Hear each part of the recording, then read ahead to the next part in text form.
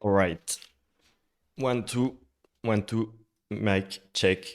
Um, if anyone is in the chat, can you let me know if you hear my voice properly? The stream starts now. Nuage says yes. Thank you, Nuage. Um, hello, everyone, meaning 4 people. I'm gonna do the stream in English because I'm not sure who's gonna watch.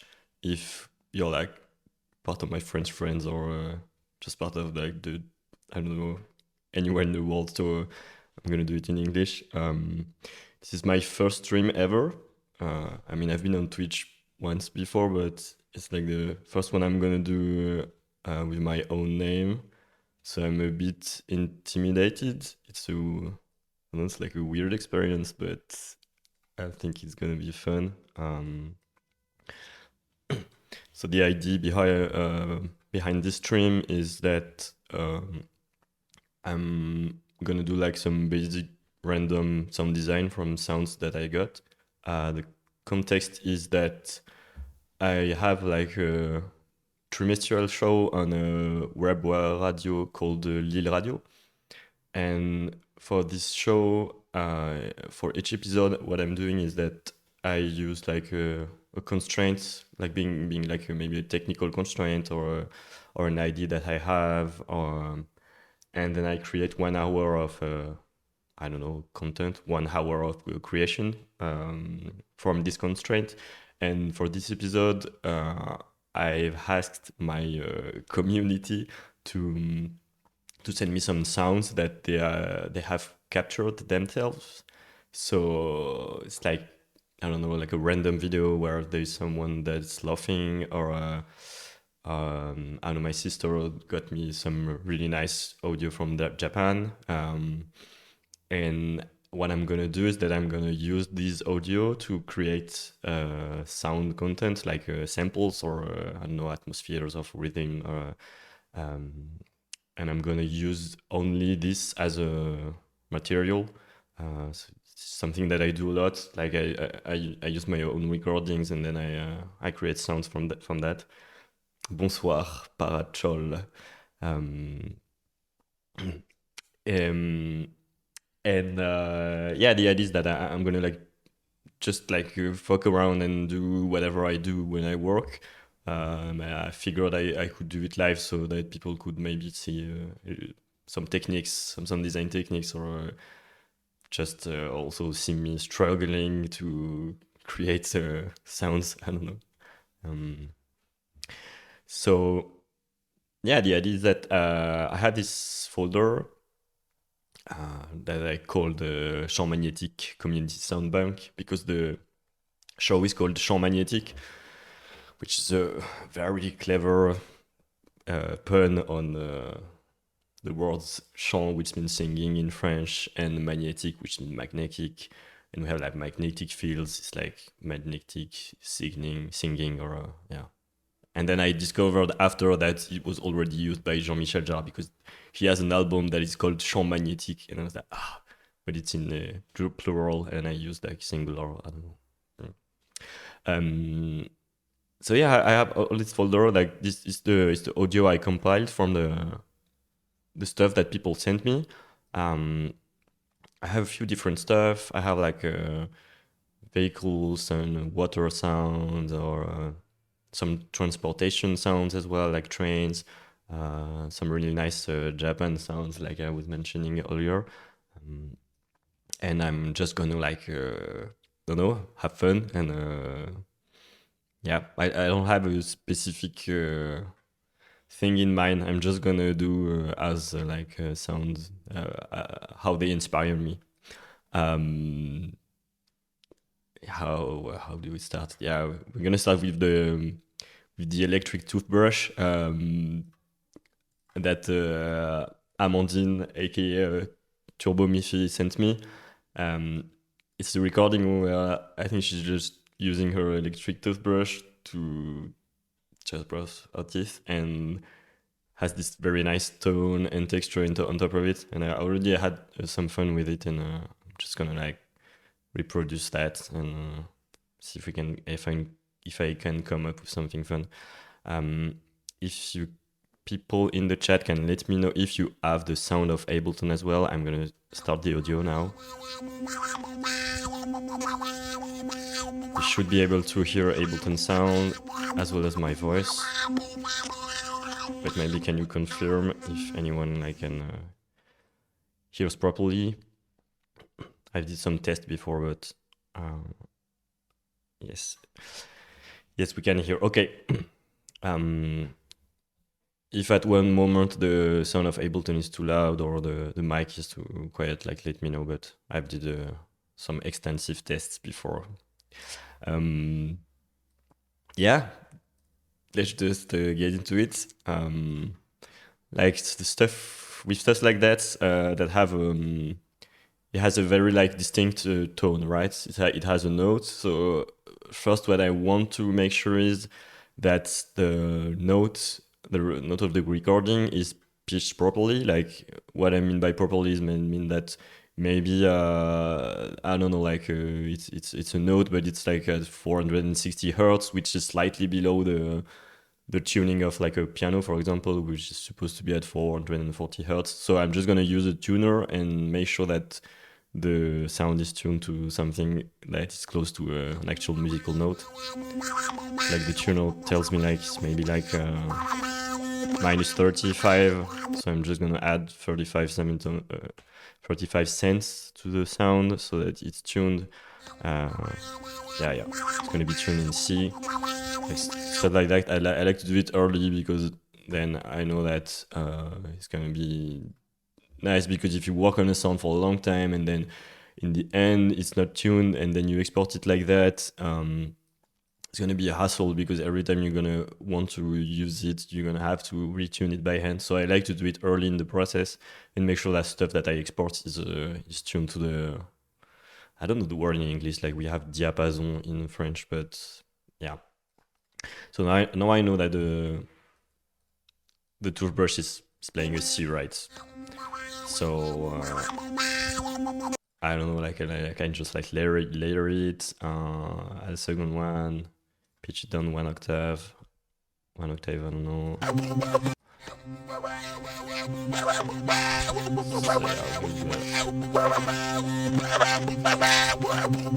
We're already having like some nice textures. Sounds like a 4-month filter on a synth. Adding a third one.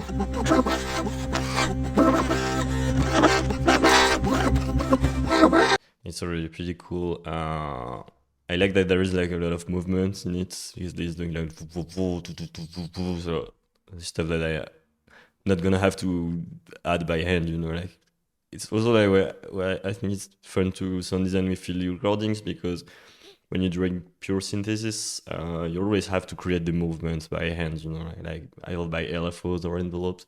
And I like to start with stuff that already have a lot of movement or texture, because it's just faster to work with.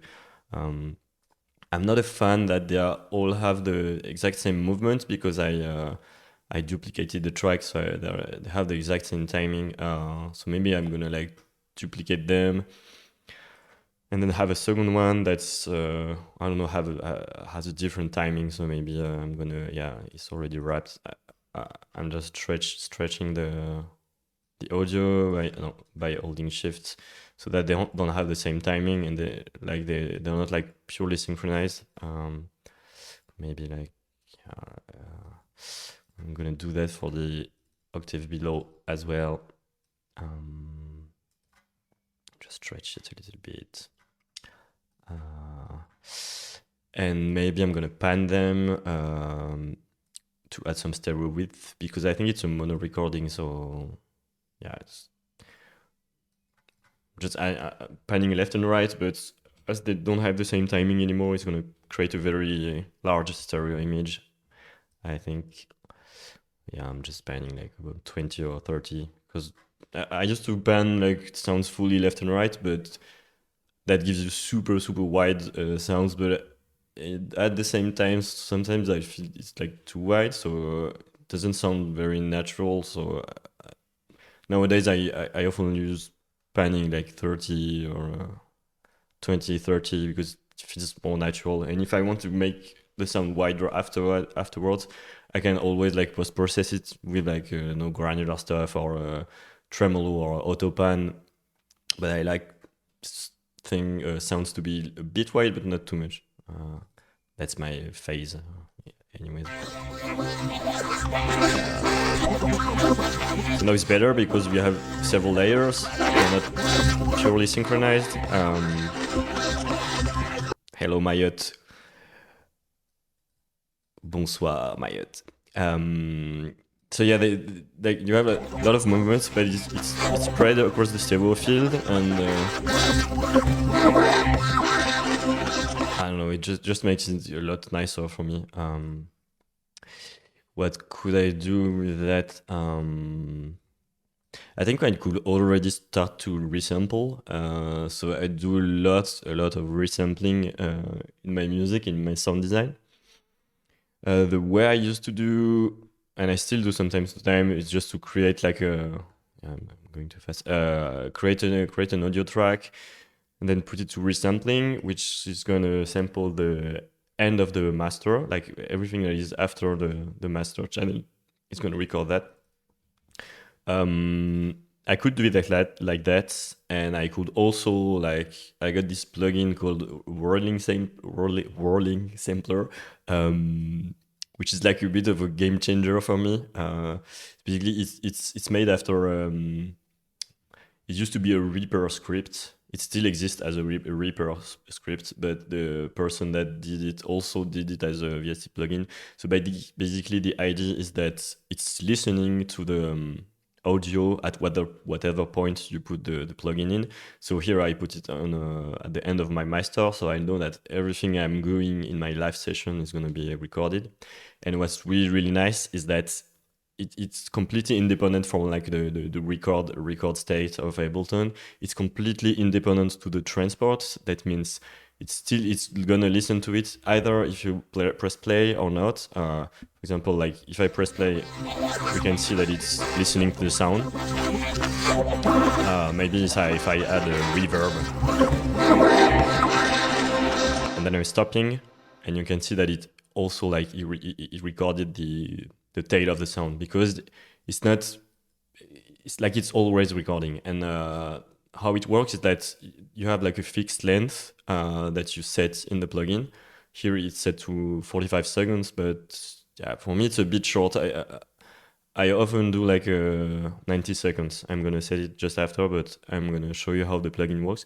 See that the playhead is going to reach the point where I recorded. If I keep it going, then it's gonna remove, because it has a fixed length. It's the fixed buffer, and every time it goes back to the time it was, like it erases, so that the audio file is always like whatever length you set it.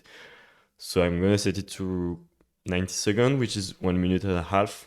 For me, it's like it's a sweet spot, because when I fuck up with some design, I often have stuff that is lasting for maybe 2 minutes, and 1 minute and a half is a good starting point. So now I lost my recording, so I have to just press play again. You see that it's actually recording everything that is playing in my master channel. And the way that works is that this is like a draggable area. I can select the part of the sound, and then I can drag it out of the plugin.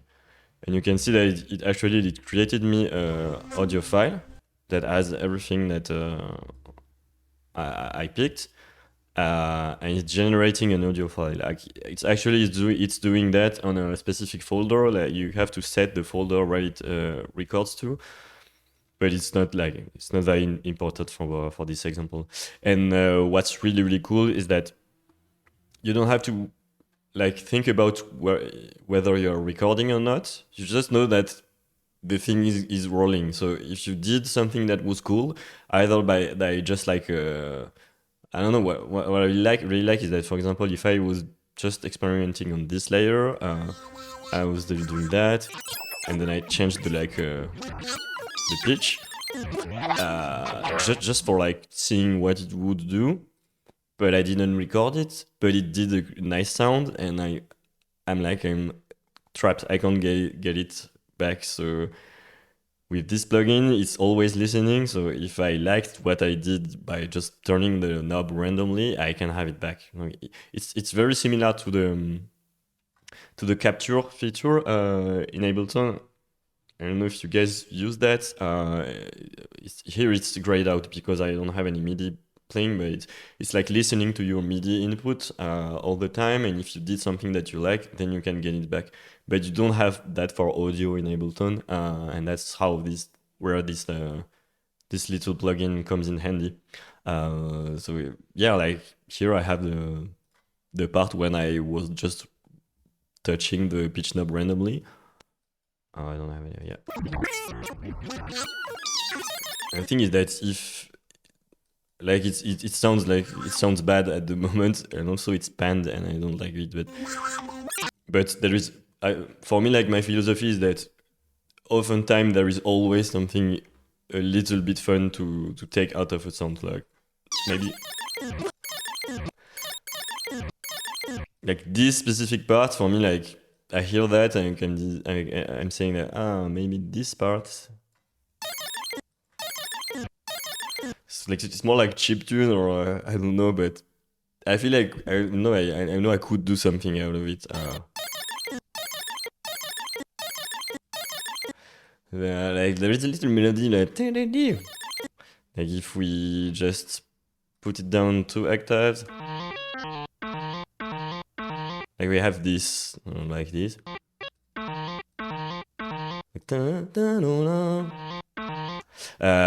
I'm gonna pan the sound because it's like it's bugging me out, the fact that it's not centered. Just gonna use a utility.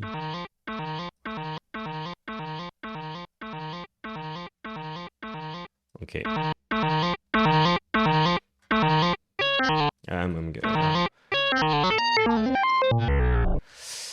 And you see that I didn't have to worry about whether I was recording or not, because there is the rolling sample plugin. So I'm just gonna drag it out, and then I have my audio properly recentered because I have the utility on the track, and then the track goes into the master, and then the rolling sampler plugin, it listens to the master. So if I take that, and then I have the audio properly panned and all that.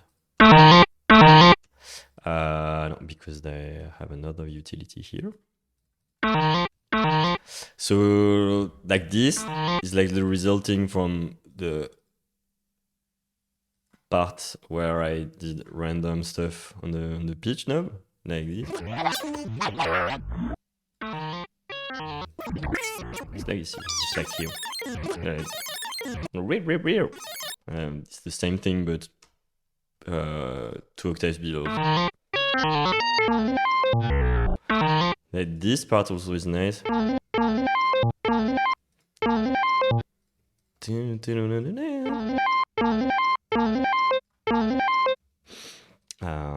Yeah, just little fun bits. Like same thing, I'm gonna add like maybe I'm gonna make the rolling sample super small so that it doesn't annoy me. I'm just gonna put it to the top like that. Yes. No, I'm not gonna be able to. Okay, like that. I'm also gonna use the tuner because I want to make sure that the name of the plugin is a rolling sampler. So like I'm kind of head to the website. It's rolling like rolling sampler. It's no, it's not free. It's $20. Like, but honestly, I'm gonna take a glass of water. Like honestly, for me, like $20 for this much of life improvement when I'm creating, I think it's pretty cheap. And it's really worth it. I mean, if you're doing some sound design and like recursive sound design and stuff like that. It's really like it's life changing for me. And yeah, you have like a lot of features. You can also like pause the recording if you hit Command or Control while clicking. Yeah, and zoom on specific parts, but yeah, I don't remember the shortcut. So I have this one. This, like, there are several notes, so I'm gonna put maybe just the operator in parallel to hear what note it's playing. I'm gonna try to match the note that is played at the end with like a note. It's a F, I think, but I don't know if it's really tuned. It's not bad actually.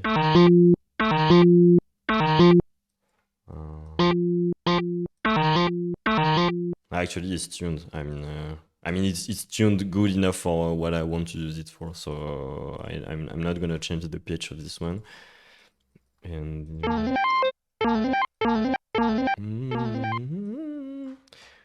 maybe, yeah. Oh, I'm gonna find the note, the end note.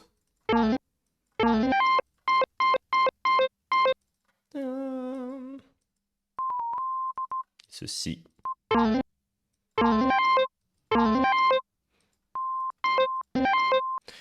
It's tuned good enough. I'm not gonna retune them.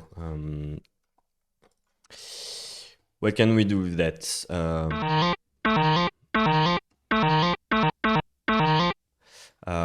I think the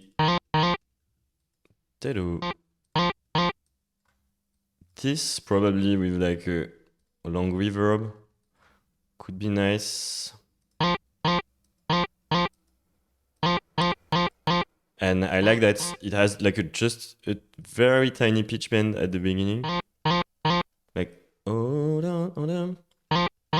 Because that's when it's sent to the reverb, it's gonna pick it up. Like, it's gonna add a little bit of character to the sound, I think. What can we use? Maybe Valhalla Shimmer.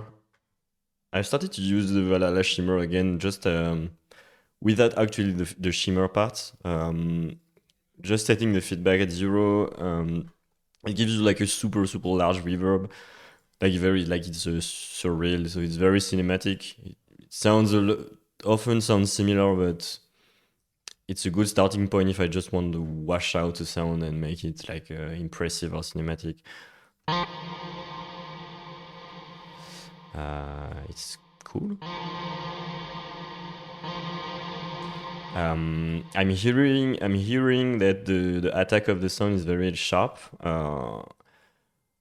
Like if I was using synthesis, I would like increase the attack time, but we don't have we're not in synthesis mode, so I'm just gonna add a little fade in at the sound.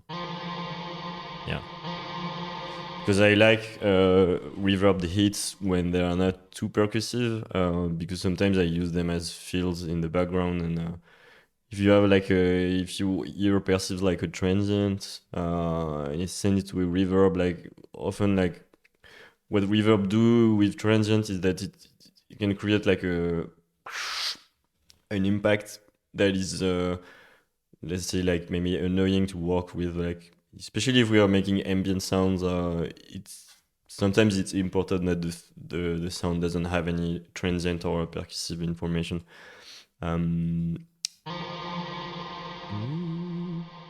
It's already cool like that.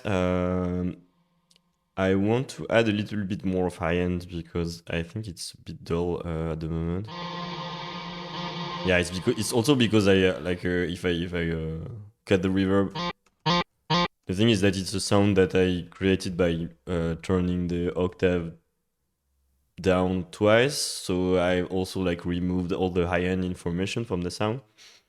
There are ways to recreate some high end. One of the ways is like, for example, using distortion. Because if you're using distortion, you're essentially like taking your wave shape, like the wave shape. Yeah, it's a bit it's a technical term.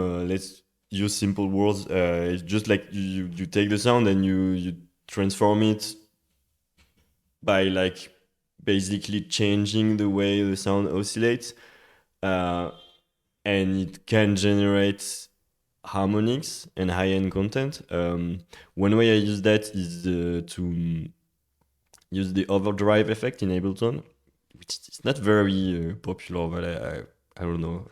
I've used to use it a lot when I was starting out, and I still do from time to time, because if you set it just like that, it's gonna add low end, and not gonna touch the lower part of the sound.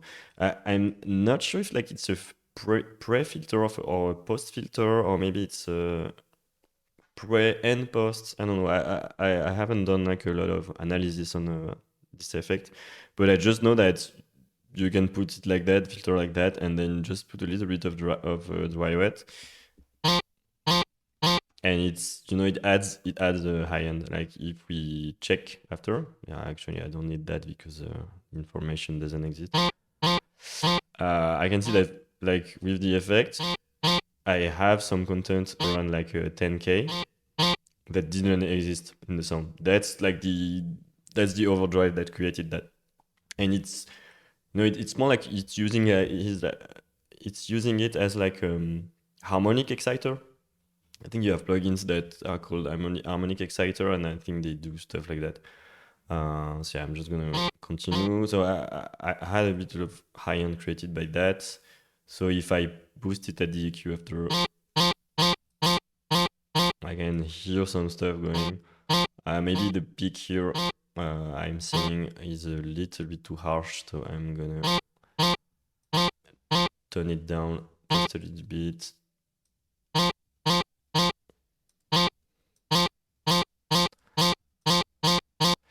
I know I'm also hearing like which is at that range, so I'm gonna turn that down a little as well. Okay. And this sends into the reverb now. It's a bit quiet.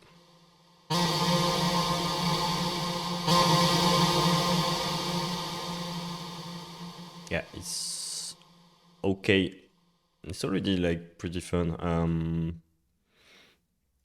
So the reminder, it was like the electric toothbrush. Then I fucked around with the pitch knob, and I resampled it. And then I'm just taking the little part here.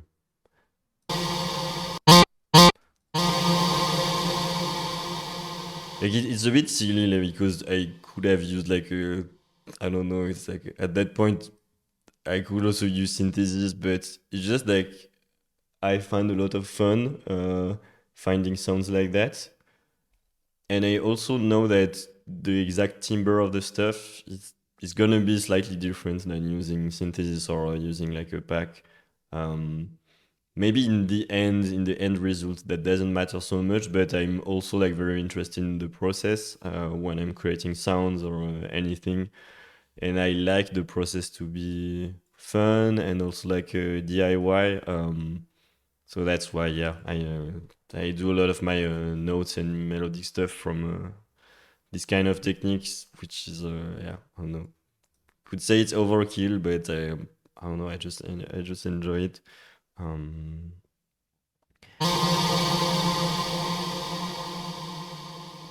yeah, it's cool, and I don't need to record because I have the rolling sampler plugin. I'm gonna make another track. So I have this. Now I have the sound with the reverb. What do I notice? I notice maybe there is like a lot of low end information that may not have a lot of purpose in the sound. If I hear just the low end, yeah, it's very quiet. But I mean, it doesn't serve a purpose for the sound. Like if I were to just like create one shot, melodic one shots for like samples, like a sample pack, maybe I would cut them. But nowadays, I also like to not EQ my sounds. No, I mean to not use too much low cut and high cut in the sounds that I make, because I never know what I'm gonna do with them after. So in that sound, for example, if we were to just isolate the low end like I was doing, like it's probably quiet on your side, but I actually like, the low resonance, and I'm gonna put it aside because I liked it. It's like, I don't know, more like deep, abyss, aquatic, or whatever. I'm gonna put it aside on a different track because it's gonna get filtered twice if I do it. Um, so yeah. Oh, sorry. I had like the EQ boosting the sound.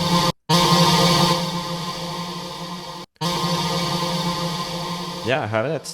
It's for me like it's already a sound that I could use. Like stuff that I do. I don't know, let's maybe like try to do a short sketch to show you what I'm thinking about.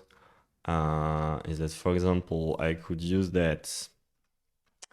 I could do a duplicate that I'm gonna like send into another reverb.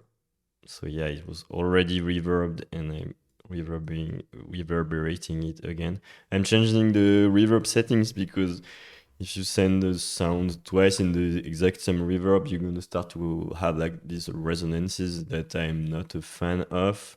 But that's also stuff that you can use if you. It also could have a purpose, but here I'm trying to make it even more washed up, using those stereo modes because I think they are nice for adding like a lot of space. It's loud. I mean, I'm still hearing the attack, and I think because like Shimmer, it can let a lot of attack go through. Maybe I'm gonna use Room. So it's another Valhalla plugin. Yeah, no, it's different. So what I was thinking of is that I could increase the attack a little bit, maybe group it, put the reverb that I've created on the group so that I can like have several audio tracks in that group that are going to be sent to the same reverbs because we have two.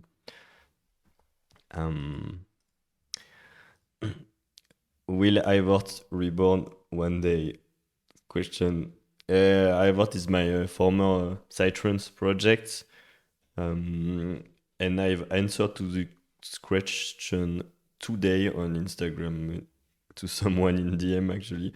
I don't know if the project will be reborn, but I'm probably gonna release stuff at one point because I have like a lot of demos and stuff that could be interesting, but I need to focus on them and make the commitment to finish them. And I don't know where that's gonna be, but maybe, I don't know. Yeah. I will probably like release stuff and play as Effort again, but it's not gonna be my main project, that's for sure. So yeah, we have now two tracks. What I can do is, for example, set the second one to, I don't know, like 7 semitone, which is gonna make we'll have the sound with the normal pitch, and then a second layer of the sound with like 7 semitones, so like a fifth coming just after.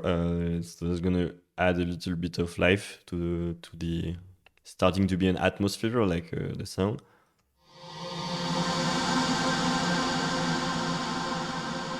It's not bad. And I'm gonna add a third one with maybe a fourth, so 5 semitones, so it's gonna be ta-na-na.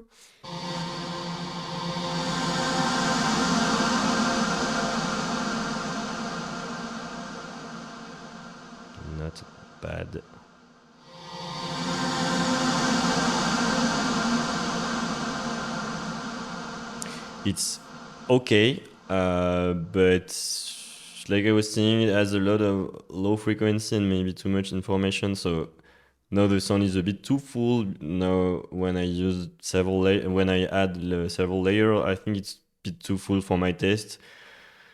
It's like we lose a little bit of the pitch, like the. So I'm gonna filter them. Just yeah, because I'm lazy right now, so I'm just gonna try and maybe remove that. Maybe boost the harmonics a little bit, so that we perceive the sound as more like a melodic and less noisy. So yeah, like I just like artificially made the sound more tonal because I just boosted the harmonics. It's something that you maybe wouldn't do in a mixing context or producing. Often you like maybe decrease the harmonics because the sound is getting too resonant. But here, for the sound I'm trying to create, I want to make the notes more like obvious, so I'm boosting the harmonics. I'm gonna do the same here. Obviously, it's a different note, so I'm gonna need to EQ it differently.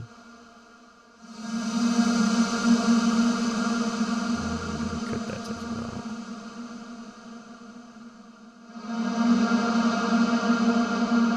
Here. Yeah. See, I'm putting like quite drastic peaks. It's because like it doesn't have that second harmonic so much, so I'm just boosting it a lot because we are doing sound design, so there are no rules. That's the most important thing about sound design, I think.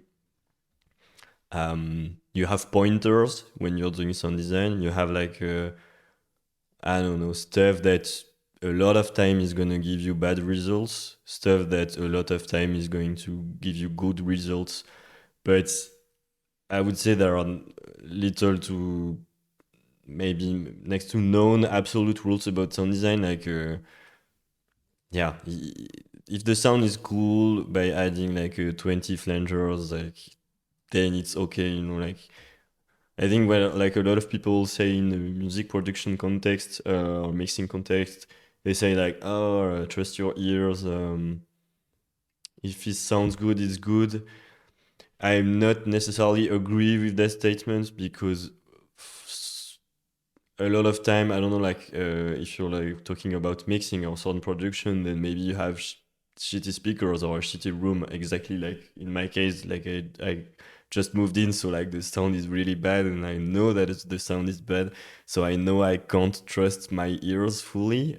So I'm just using a spectral analyzer, and I think a lot of people should. I mean, in a lot of time, you should at least check your spectrum a little bit. Um, but yeah, I was saying like trust your ears when you're doing sound design. I think you can just go crazy, you know, like just experiment and just put everything to the maximum. Just try to duplicate the effect, see what it does. And a lot of time it's gonna be crappy because you're essentially like doing like random gambles. But you know, sometimes you came across something cool and then you remember, oh, okay, like if I put this kind of distortion after this kind of reverb, then maybe do a mental map or do some notes. Or I'm very bad at taking notes when I sound design, but I don't know, just save the preset or stuff like that. Um, and it's for me like it's all those techniques that I find when I'm just experimenting randomly. That's stuff that is slowly building because I discover stuff every day basically. But once you have like a couple of pointers of roads that you can take, then you can try them and then just do them and not think too much about it. Um, yeah. Maybe we go back to the sound. So we have the first layer that is tuned originally. The second layer that is a fifth above. EQ, and the third layer that is a fourth.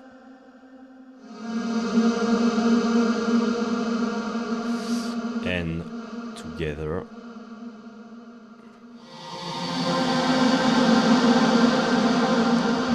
they are a bit too close to each other.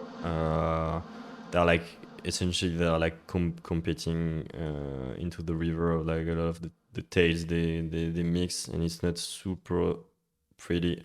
Maybe I remove the shimmer.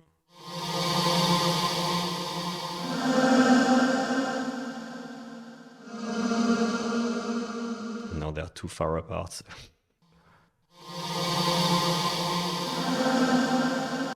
They are too far apart.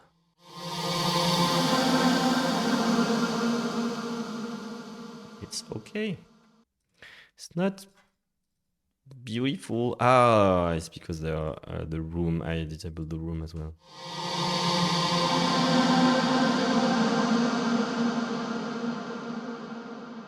Okay.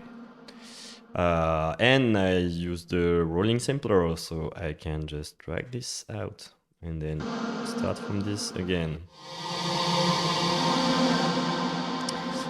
So I have this now.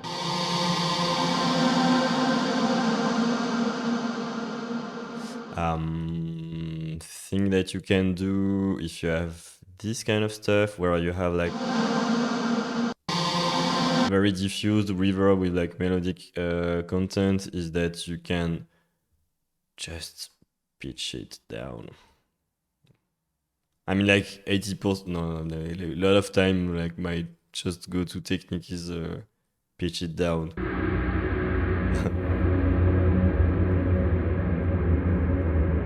And especially with like ambient sounds like this, if you pitch it down without warping it, like do it like in a very like dumb way, like a tape machine or a vinyl would do, is that you also make your sound longer. So in the maybe in the ambient context, it's good because like ambient music is a lot of long sound in a long time frame. So it's good when you have stuff like this already long. So if we listen to it now.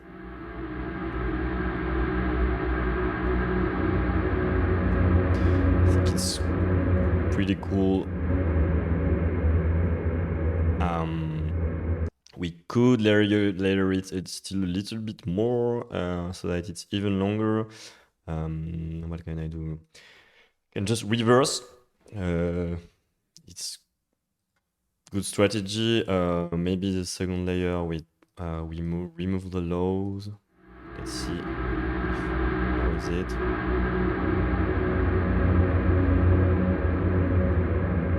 Press the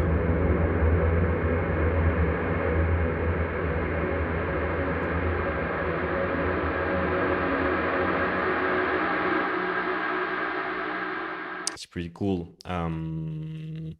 Maybe you add another layer that is maybe we repitch the sound up just a little bit again.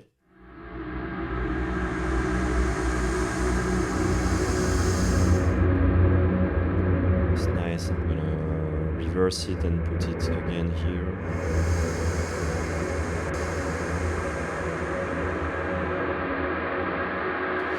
And then maybe another layer, 1 octave above.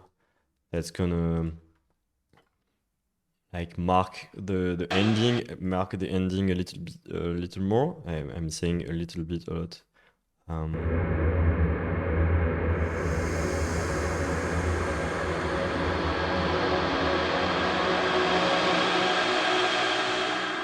Yeah, it's nice. I have that. I'm gonna like duplicate all that and change the timings just a tiny. No, I don't know.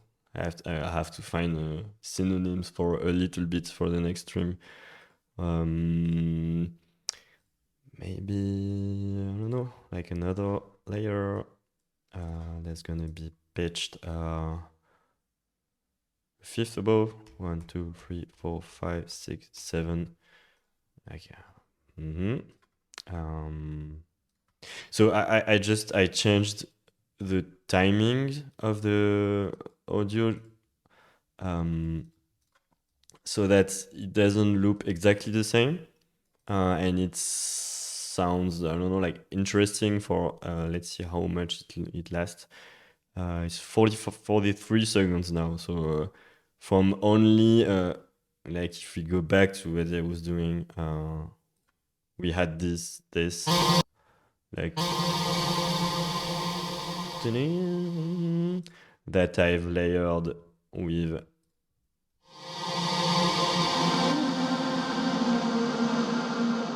And then we resampled that, and then I started to build from this little motif.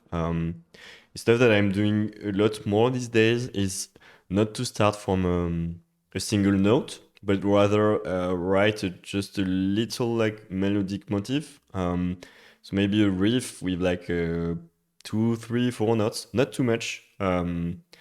And try to make also the notes be very simple in terms of music theory. So if you only use like tonic or like no, root intervals or octaves or fourth and fifth, then you're gonna be able to pitch it a little bit more because like you're gonna have a lot of notes in common if you try to transpose it. So yeah, just start from a little risk when you want to do like interesting atmospheres. It's less work if you, I mean, in the sense that you gain time and you can reach like results that are much more organic this way. So if we listen to what we have now.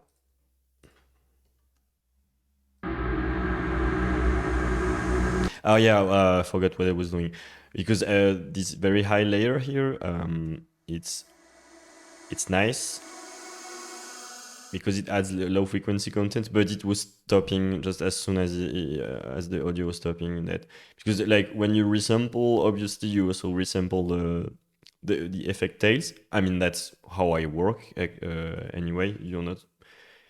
You can also try to resample without the effects, but I like to resample stuff with effects because when you process the tail of the effects, then you're gonna have like a stuff that is much more organic. I have trouble connecting to the chat. And like, can you like maybe in the chat let me know if the stream is still going well, because I just had a notification that he was saying that the chat was had trouble.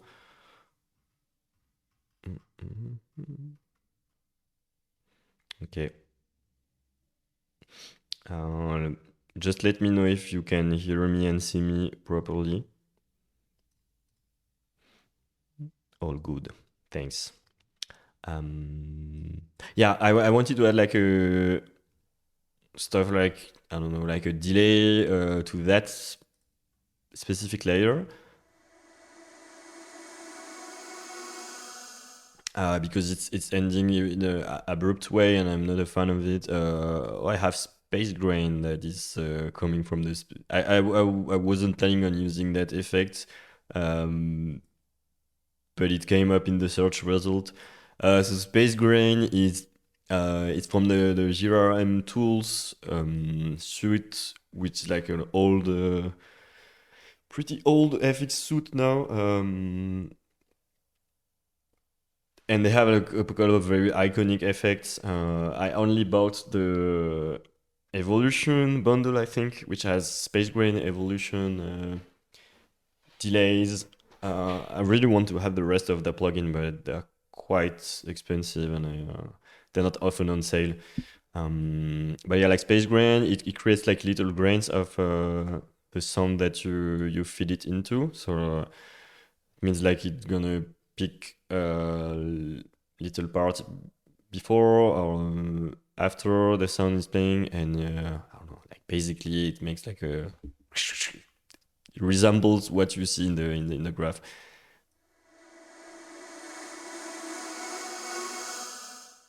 Yeah, I like because it's adding some tail. Not gonna put it to 100% dry wet. I'm gonna increase the spread because I want it to be quite wide. Yeah, that's not bad. Maybe add more grains and more duration.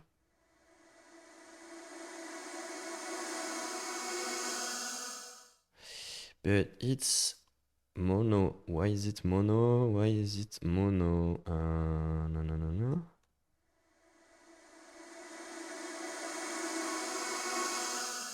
I don't know why is it mono.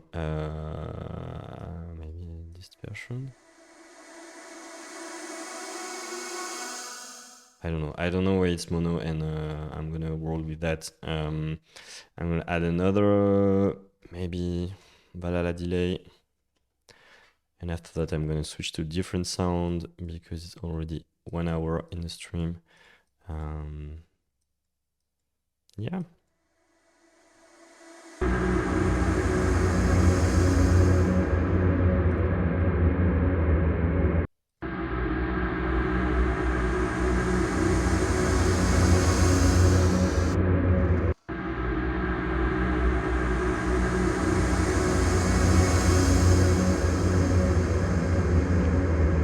I like that. It's like it has high frequency content from time to time, which is good when you're like resampling and producing. Maybe I can put the same effect on these layers. It's a waste of CPU because I'm duplicating the effect. It's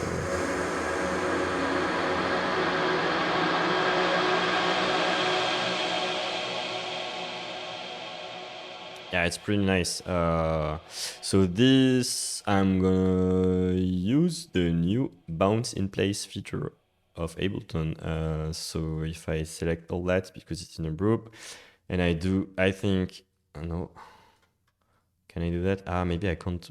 You can't bounce. You can't bounce a group. So let's just. You can't. No, you can't bounce a group. You can't freeze a group. So I'm just gonna like use a rolling sampler again. So we're gonna listen to the whole sound again with all the effects now.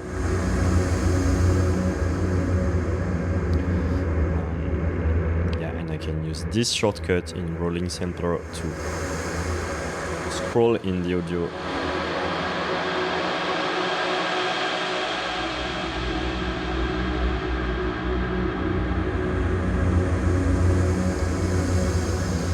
Now you can see that I have an atmosphere that already has a lot of movement. When I use it in the production, it's gonna be fun to use because I can just choose whatever bits of it, and it's gonna have movement. I mean, one of the key for good, cool sound design is movement, I think. And it's good when you have movement. Yes, I'm that deep with my explanations. Just gonna check the spectrum of the sound real quick before I move on, because I want to also make sure that the sound is balanced. I have some low end, I have some mids, I have some high end that is going in and out.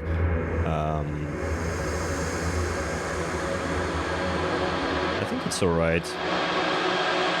Maybe I will just decrease the mids just a little bit. I think otherwise it's fine. Yeah.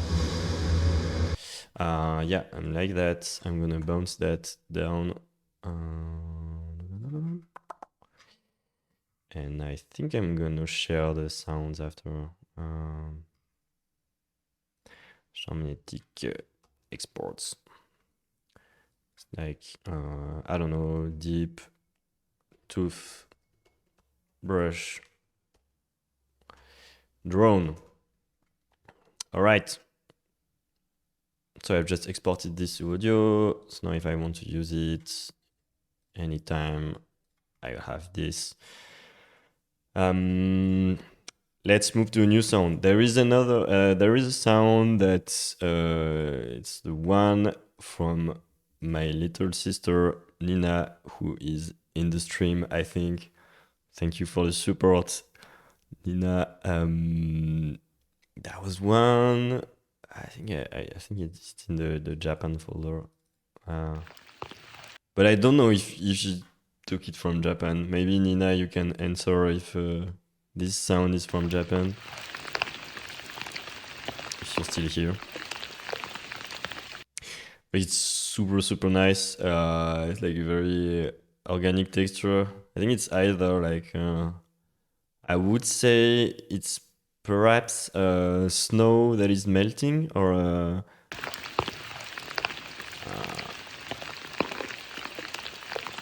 I don't know. There's some water thing going on. I don't know, but like me or I hear this, I'm like, yes, it's from Japan. But yeah, let us know. I'm curious about what it is. It sounds like snow or mud, but like it's not footsteps either. But I don't know. I like it. I vibe with it. One thing that I do is there is this plugin called Sooth, which is it's marketed as like a dynamic resonance suppressor. I think it's for like cleaning any resonant peaks or stuff that is I don't know, like unwanted sound, unwanted resonance from the sound. It's used a lot in mixing, in sound design. It's become like a very standard plugin, industry standard. And it's very useful. Like the way it works, it analyzes the audio in real time, and then you can move the depth, and then it's gonna like suppress any like resonance, like I don't know how the algorithm works. I think it's probably very clever algorithm that like tracks of like a resonant peaks in the sound, and if they resonate for too long, then it's gonna decrease it. But here I'm not interested in using it like that. Okay, Nina says it's rain, but she doesn't know on where the rain hits. Yeah, or maybe like a tent or I don't know, some kind of fabric. Anyways, when you use Sooth, you can either like just use it in normal way, and then you have a switch that is called Delta that is gonna hear it's gonna let you hear the difference between the sound. Like it's gonna let you hear what the plugin does. I'm just gonna close the door of my living room because it's getting a bit late.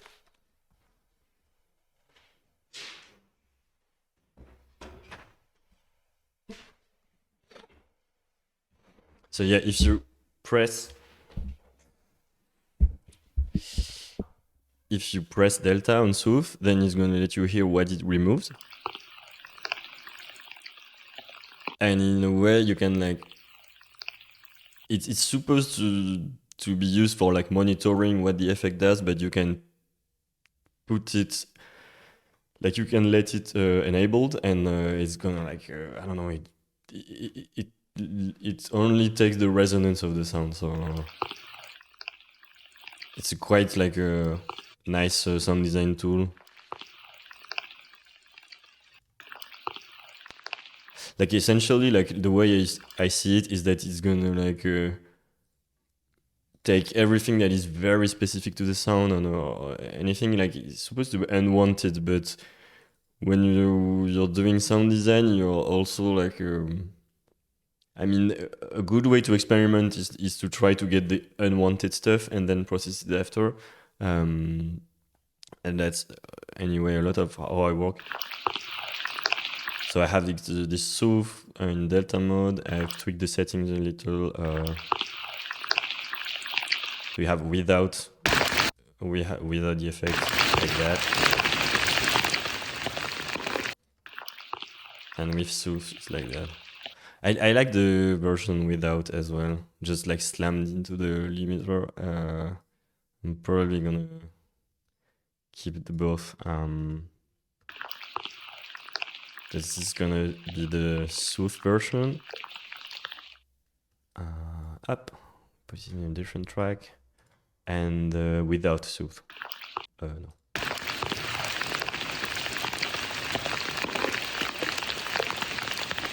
Like, yes, I really slammed it into the limiter, 20 dB reduction, but I mean, it's sound design. We don't care as long as we know a little what we're doing. We'll be fine.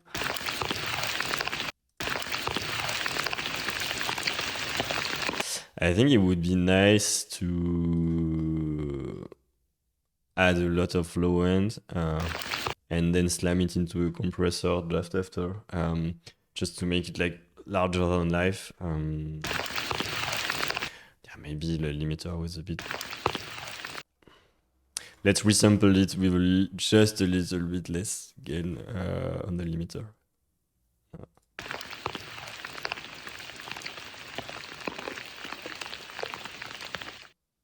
Yeah, because I was like, I was saying, nah, we don't care, we do what we want sound design, but it's good to keep a little, just tiny bit of the dynamics. So you have that. I could boost the EQ like that. Yeah, yeah, I'm just gonna do that because it's nice. Maybe a second one.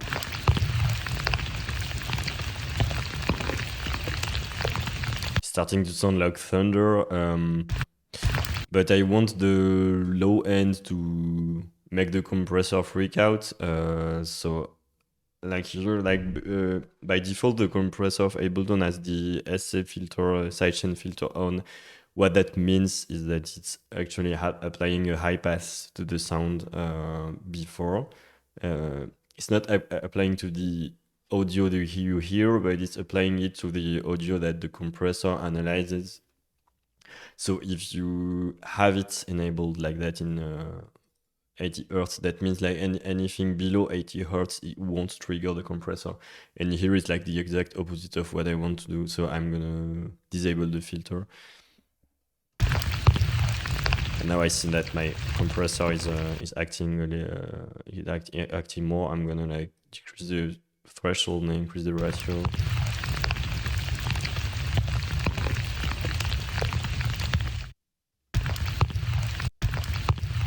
Yeah, I like the pumping effect that it does when I have like peaks in the low end.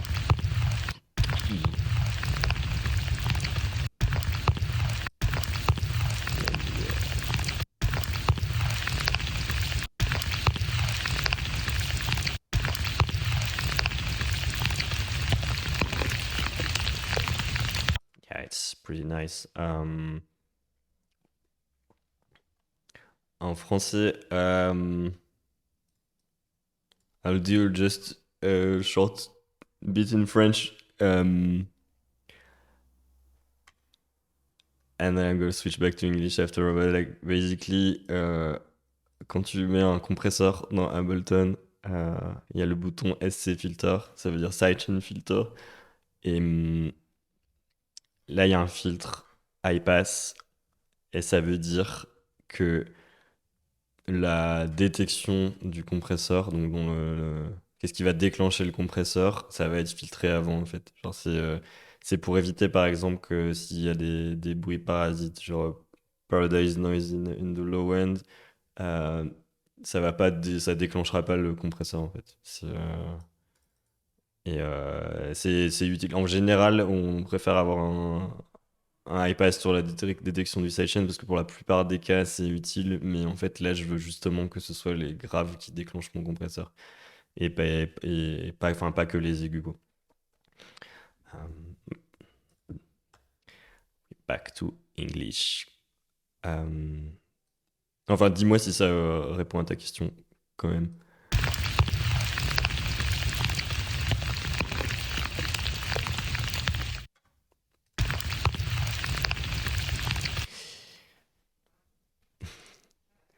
Pas de souci. with pleasure. Like if you have any question or comments, let me know. I prefer to stay in English because I don't know who's watching, but no, I'm really open for discussions. It's nice. I'm gonna check the spectrum just to make sure that it's balanced. It's alright. We don't have a lot of stuff at 400 Hz, so maybe I could. I just got this plugin from Arturia. They just released it. I did the music for the advertisement, so I tried it a little, and it's pretty nice. It's supposed to be for drums, but I think it makes a nice bus or a master. No, not master maybe, but a nice bus processor. There was this preset called Good Bit of Attitude. But it has noise. I really hate the noise generators in plugins. I think it's here. Noise. No noise, please. Yeah, I don't like when plugin add a constant noise. I mean, if I want to add noise, I'm gonna add a layer of noise myself. Yeah, it's a personal. So noise side shift. Yeah, it didn't add a lot of mids, but it added a lot of presence, which I like. Maybe I'm gonna clip that. I use K-Clip. It's a soft clipper, or not necessarily only soft clipper, but it's a clipper plugin that is quite customizable. I really like it because you can set the threshold at which the clipper will start to act. With plugins like Saturator from Ableton, it starts to clip and saturate slightly before 0 dB, which I'm not a fan of. I like to have like exact control of what is saturated and what is not. And what I like with this, I'm gonna decrease because it's a bit loud for you maybe. What I like with this plugin is that you can see the audio, and you can see exactly when it's clipping. And it's like the red part. It shows you when the saturator started to act.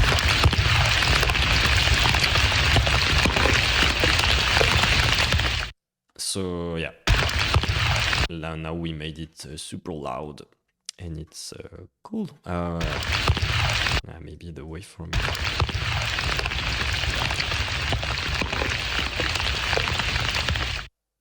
Yeah, okay.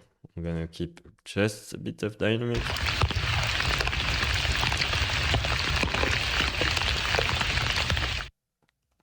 Okay, now we have this sausage that is nicely processed.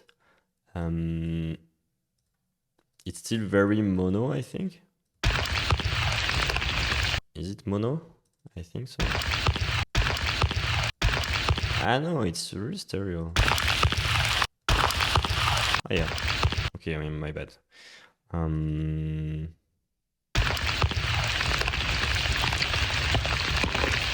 Like I like processing textures like that, because if afterwards I only want to use the high hand, then I can filter it.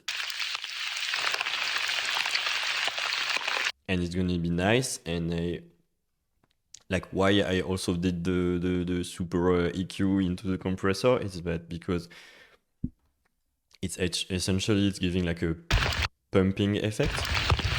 As you can see, every time like there is a low end hit, and if you bounce the sound like that, and then you use a high pass filter to keep only the highs, then the highs will still have the pumping effect because the low end was like triggering the compressor. So you will have like very nice like drops in volume in the texture, which I think, I mean, for my taste, sounds really nice. Hello Quentin. Welcome. Yeah, like this part, if I disable the EQ, Like there is like pumping effect, like a sidechain, except it's only with the sound itself. And I think like now with the high pass filter, I like it because it might probably do like a nice clap. Because you have like the initial impacts here, and then the tail here. So if you set the envelope of the sound like that, like I mean, it's interesting for me. Like they would do like maybe not the clap by itself, maybe not a snare like that by itself, but if you would to layer it with another sound, I don't know if we try. We're gonna cheat a little and use an existing sound. No, I have too much weird stuff. Okay, this is a normal snare. If I were to like layer this, maybe like it's weirdly filtered with the snare, with an actual snare. That would be a nice way to add some texture to a snare. And I could also experiment with the timing of the layer. Like it's still here, like it added a little bit of character to the sound. Yeah, and I could also like time it just like that, so that visually I can see that my weird Foley layer is gonna play just before the snare. So it's, I don't know, like there's probably a name for it, but I don't remember. It's like yeah, the thing just before the attack, just before the transient. Yeah, it's actually cool. But I want to use only the sounds that I received for the stream, so I could, I don't know, let's try to create a snare out of only this sample. If I put another layer, with this snare, I'm gonna try to make a body of a snare. So body of a snare is often between like 100 and 200 hertz. So I'm like high passing. Yeah, let's use that. Then a short envelope. Now, right now it's really crappy, but we're gonna try to make it good. Challenge. Okay, now it's not too bad. I'm gonna add a transient shaper. Where is it? Here. Just before. No, just after. Come on. Yes. Max attack.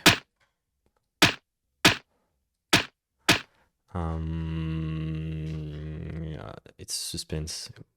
Will we be able to make it nice? I don't know. No, like that. I'm trying to make the body of the snare, so okay. It's getting better. I don't want this part.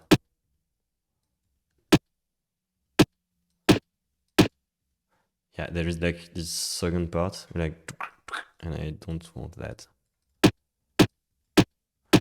Okay. I think it's stereo and it's not gonna sound good in mono. No, it's okay, it's alright. We can set it like that. Maybe, I don't know, filter it, and maybe saturate the filter a little.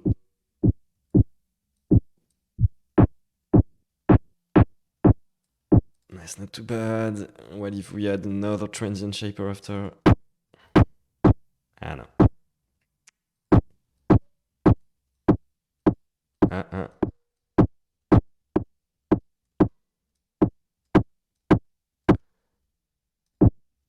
No.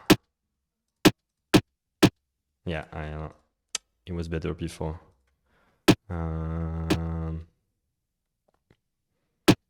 Yeah, I don't know. Let's just hear get out rolling sampler. Let's just see how it sounds with the layer.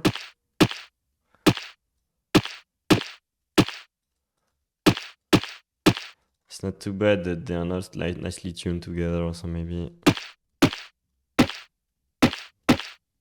Yeah, I decreased the pitch of the body of the snare, and now I think they are matching better.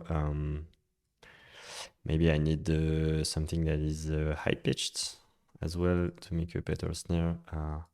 So I'm gonna. This is nice. Like you can see that there is like a very high pitched like a resonance. I don't know if it's obvious from the stream, but there is this resonance I'm hearing. I don't know. Let's try and see here.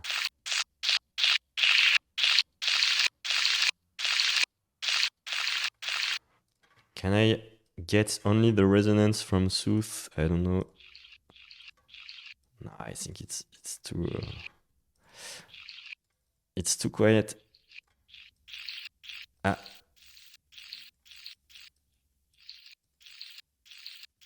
No. Yeah, I'm just doing that.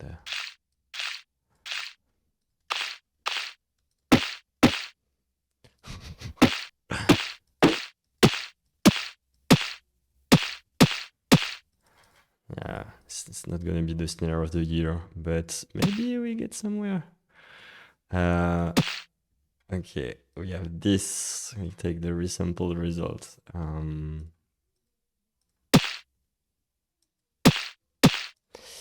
What if we use the overdrive technique that I was using earlier?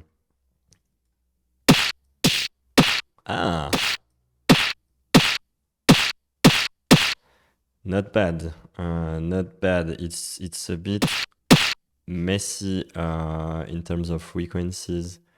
I think it has a lot of mids.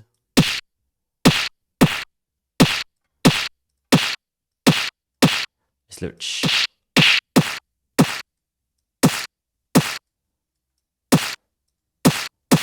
yeah, I think we can like without the processing in with. It's getting better. Maybe I shouldn't have resampled the whole thing because now I can't isolate the body and the noise, but I don't know.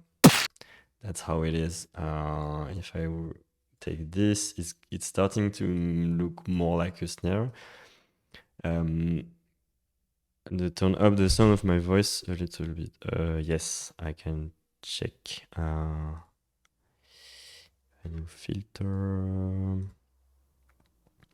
Da da da da da da da da da da da da da da.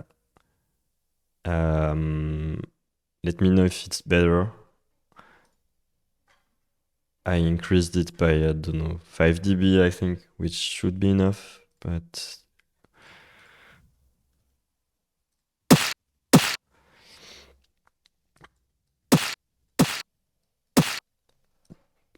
yeah, now I have this, which is nice. Yeah, what I was saying is that I often I rely a lot of how the waveform looks nowadays. It's like the question I ask myself is that does this look like a sample from a commercial library? And sometimes I just like use a visual reference for it because I used to try and create my own drums, and I was not set using enough clippers and saturators, and I would end up like maybe I have some samples to show you. So this is like my old custom sounds folder, and I think it dates back to, I don't know, I probably have sounds that have more than 10 years in there. I think like an example snare. Yeah. Yeah, I have snares that I've done in 2014. And this session was not too bad actually. Maybe like the kicks. Yeah, like this is a good example. Like with a kick that I tried to create from, I don't know, like a random sound design. And the thing is that it doesn't look like a kick from a sample pack. And I think I didn't have enough like saturation or a transient shaper. Like the best advice I can do is that if you want to make your own drums or snares and kick, like just like get this transient shaper. It's free and it's used by so many people. Just enable click. You you put the attack to the maximum, and now like the thing is much more punchier and it looks much more like an actual. I think there is some super low end that is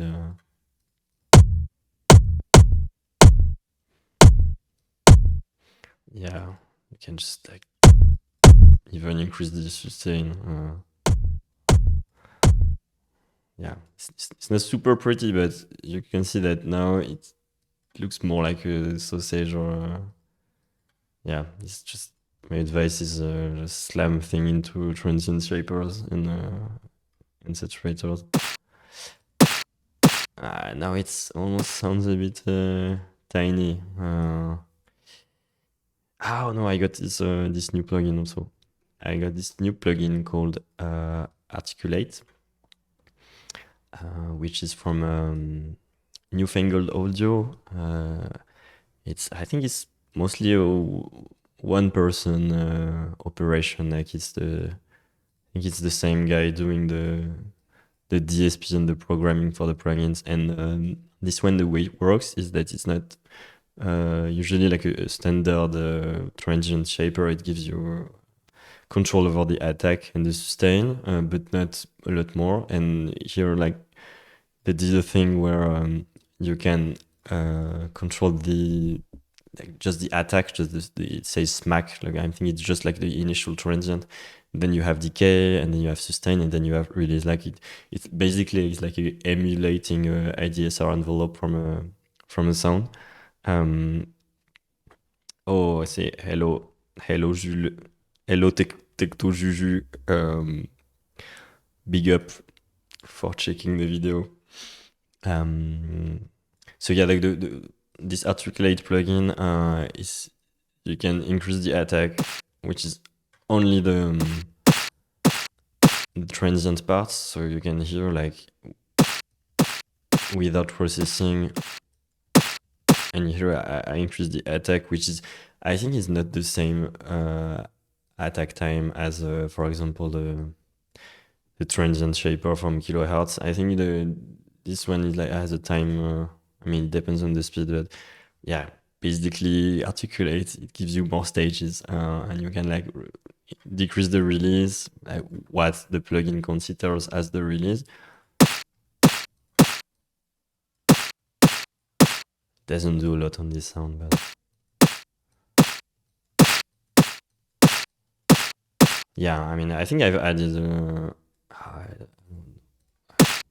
I didn't have the limiter on, so he was clipping after he was clipping in the limiter, I think.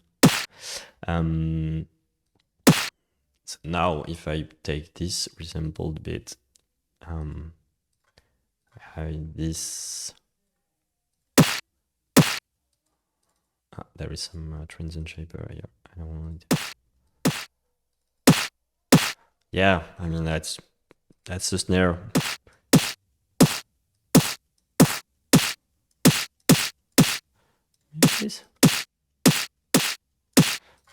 Maybe maybe just cut the. Yeah, I don't know. Like we couldn't fine tune that for a long time.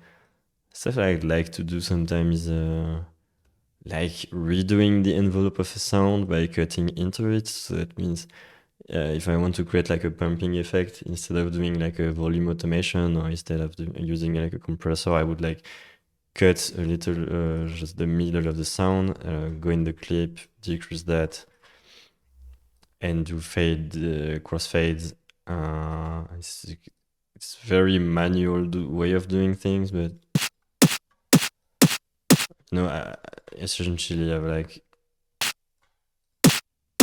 I've created just a little of pumping effect so that the tail it goes up like, with like a slightly increasing and not flat, because like I think the ears it really likes when it considers like a punchy or powerful stuff that has like a pumping envelope. I think it's um I'm doing like a hypothesis, but I think it's because the ear, when it receives like a very loud bang or something that is considered as dangerous to your ears, they go into like safety mode. So they lower the volume because like it had this info like oh, like something dangerous happened, so it naturally it reduces and then it goes back up. Um, I would have to verify this info, but I feel like it's linked. So now we have the snare. Yeah, I'm gonna export that. It's like snare. It's a rain snare. No, snare rain. It's good to name the primary function of a sound first, and then the characteristic. It's easier when you look for your sounds after. And yes, maybe I could actually go back to the textural sound and do another version of the snare that has some texture below. No, what I'm doing. So I'm creating a new track. Tack. So this is gonna be like the texture layer. I'm gonna play a high pass filter because I just want to add some texture and I don't want to mess up the sound of the body of my snare, which is important. So, I think I probably chosen the exact same moment as the snare. It's not. I'm not satisfied with that. Yeah, maybe this part. Ah! Yes, I was confused because there was this other track that was playing. Up.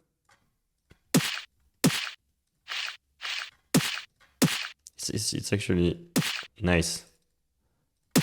Maybe we can try to have the texture be a little bit more textury, so just using the disperser.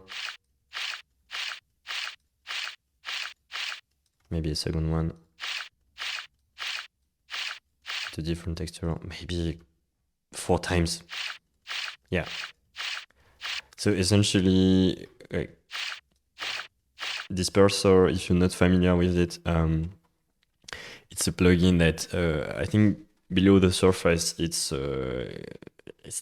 like phase shifters in Siri. I think it's all pass filters. A lot of all pass filters in Siri at a specific frequency. I could have increased the amount actually. What that does in practice is that it's messing up the phase of the signal at specific frequencies, but it's not like it's kind of like a phaser that doesn't have any feedback and doesn't have any LFO movement. It's a bit similar, but it's on a very specific frequency, whereas a phaser is gonna add notches in texture at like regular intervals in the spectrum. And it's used a lot in sound design for video games nowadays. And you also you get that disperser sound that you can recognize it once it's a bit overused in sci-fi sound design in my opinion, but it sounds really nice. Maybe it's not super obvious on this kind of sounds, but if we take another sound. Na, na, na, na, na. This one from Marion. I think it's a metal plate. Ah yeah, this part. We're gonna use this part. Yeah, if I pitch it down.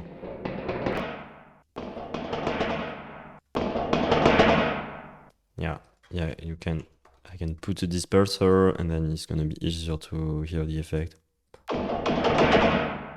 So this is with disperser, without, with. Like it adds a little, I don't know, laser-ish effect. It's essentially it's doing very similar thing to how like sound travels in I don't know if you've seen this video by of Ben Burt, the sound designer of Star Wars. It's how he did the sound from the laser beams. I don't know, like the rifle they use, the Empire soldiers they use. He created the sound by hitting on. I don't remember the word. No, I see. It's like it's a it's a cable, yeah, just like just a cable when it has a lot of tension. Metal cables that have tension. When you hit on them, it gives you this like laser sound. I think there is like okay. Yeah, I will prepare the videos next stream, but it's like essentially when you're hitting a boat cable that has tension, it gives you like and what I wanted to say that disperser, it does something similar to the sound, like and without disperser.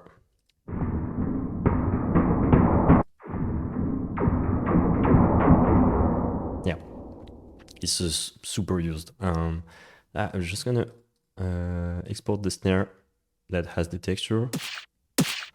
Okay, up. Snare rain texture. Using the same name, just adding something after.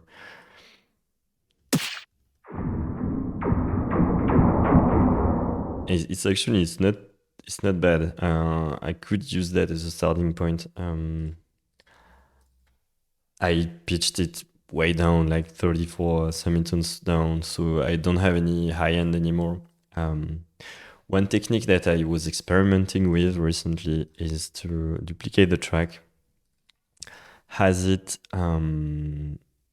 warp it so that it keeps the timing of the sound that is pitched down, so it's like the long version, and then I put the pitch back up, which is gonna give me this,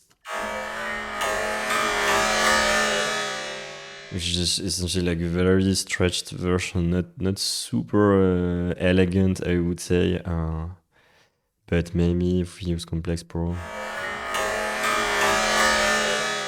But the thing is that I'm not gonna use the sound like that. I'm gonna like use a super high pass filter. And so I don't have that much of that like robotic effect that I was not a fan of. Maybe if I try texture.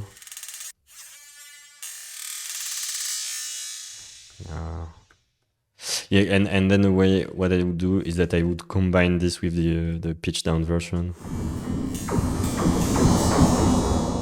so that it would give me high frequencies again. Maybe I need to pitch it down.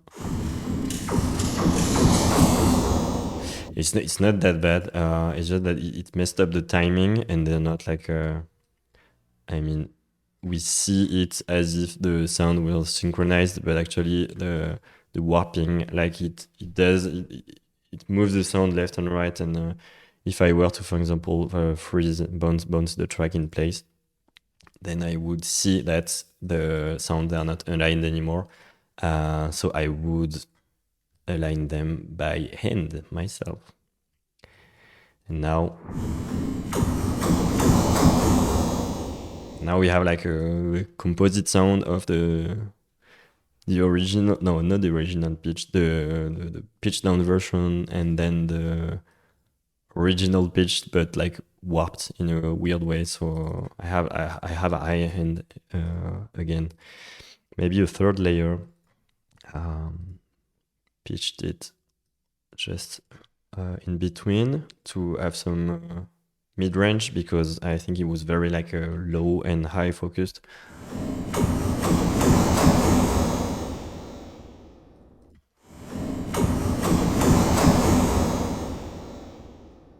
It's okay. I feel like it's missing something.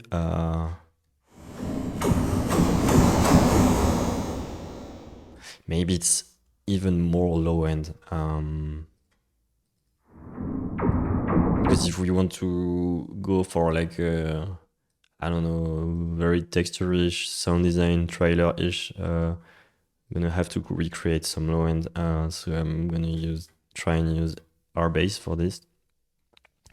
RBase is a plugin from Waves, and it's basically it's being sold as like a sub-harmonic enhancer or sub-enhancer, and I think what it does is it's just like it filters the sound in parallel, and then it allows you to mix with the original sound with like a low-pass version. But I'm not 100% sure. I think it's doing something a bit more clever than that, but in practice it allows you to get like big low end. This is without and this is with. So I'm probably gonna decrease the gain because it's clipping, and this plugin doesn't like clipping. Yeah, I'm gonna do that, and then I'm gonna add a limiter just after to slam it into. Yeah. Now with everything at the same time.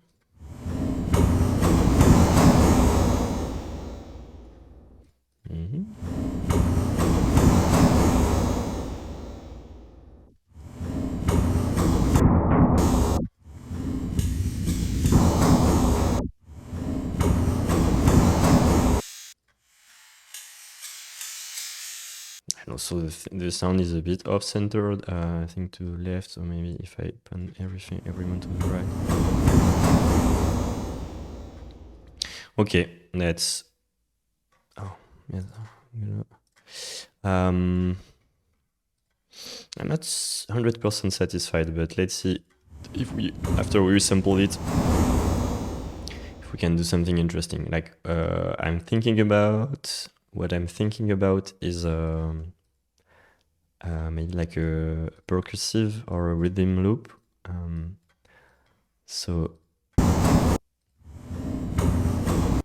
actually, I'm gonna get rid of the low end, because for this kind of sound that I'm planning to make, I don't need the low end.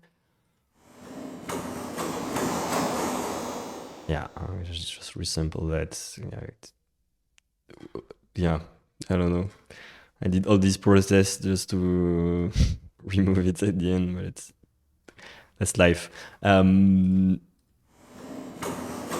Yeah, I like those little sounds. So I'm gonna go manual and disable the grid, and then like do little cuts here every time there is like a transient that I see. This I like. I'm gonna also like manually like re-increase the gain of each slice that I'm creating, so that they are matched up in volume. I mean, roughly. And you notice that I'm also like putting them in the grid, so I'm also like pre-creating a sense of rhythm. So if I if I listen to it right now.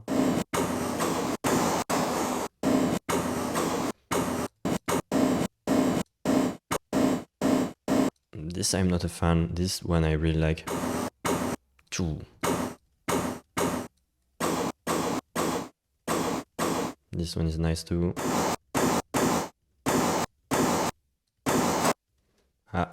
It's the beginning of a new sound.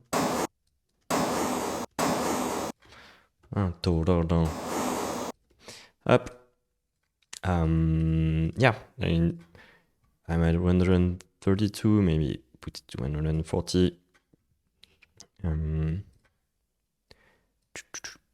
Essentially, I'm just gonna put the slice, I don't know, not random, but I'm just putting it on the grid. Okay, with the click.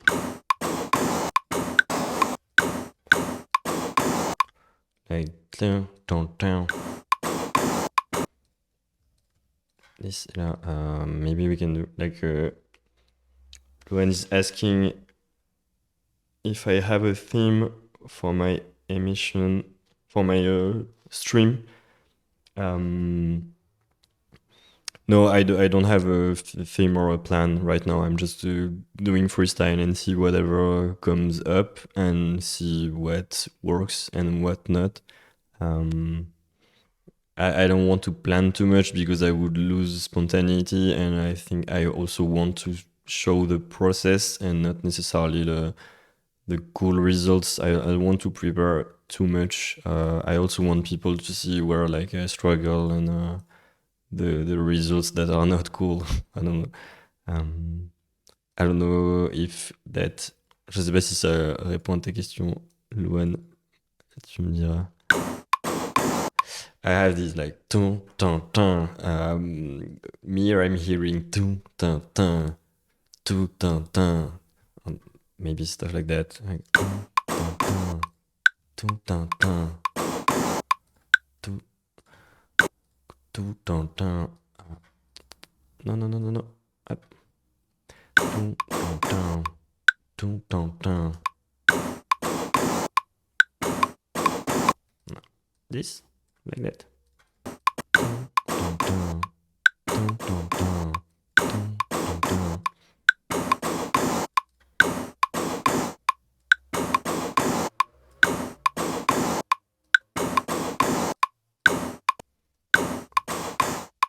Don't like the mid, low mid.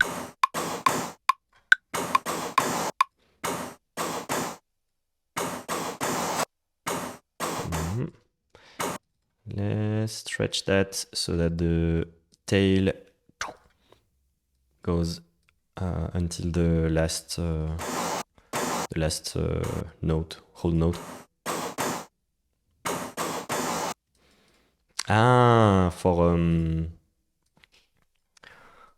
So Luan, you're asking about Chant Magnétique, which is the theme of the show. The theme of the show, yeah, it's basically the idea is that I'm right now, the thing I'm doing is that I'm creating sounds material from the sounds that people sent me, and from this sound design session, I'm gonna like create 1 hour of music, which is like yeah. The idea is, ouais, l'idée c'est de faire toute l'émission avec des sons que j'ai créés comme ça sur le stream.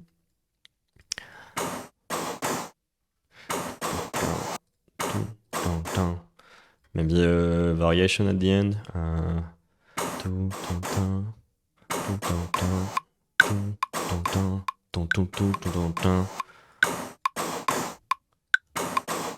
Maybe that. Do tutu.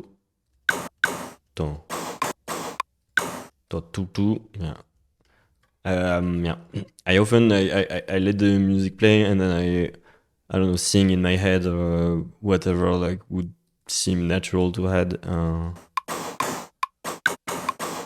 Yes, like this.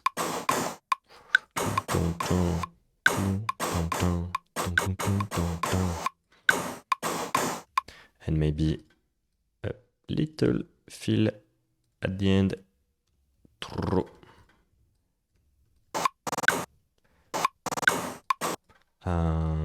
Not maybe this part. This I'm gonna take this and then do that little roll at the end.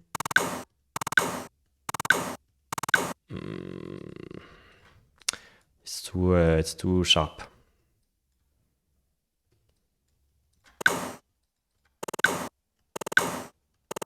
Yes, I like that better. I'm gonna create another track, set it to resampling so that I don't want to use the rolling sampler because I want it to be perfectly on time. So I'm gonna use resample with a loop. No.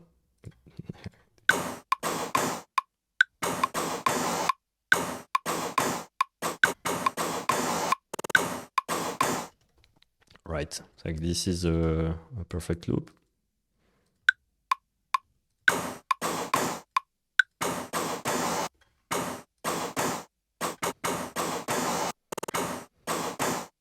It's not bad. Maybe we could have like some delay thing going.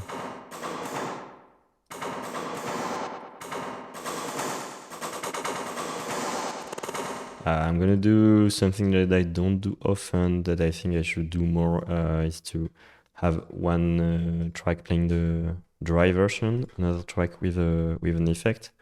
I'm gonna bounce that into place. So the second track is gonna be, oh wait, I want it to be full wet, yeah. The second track is gonna have like the delay, and the first track will remain dry. I'm gonna do that also with reverb, maybe.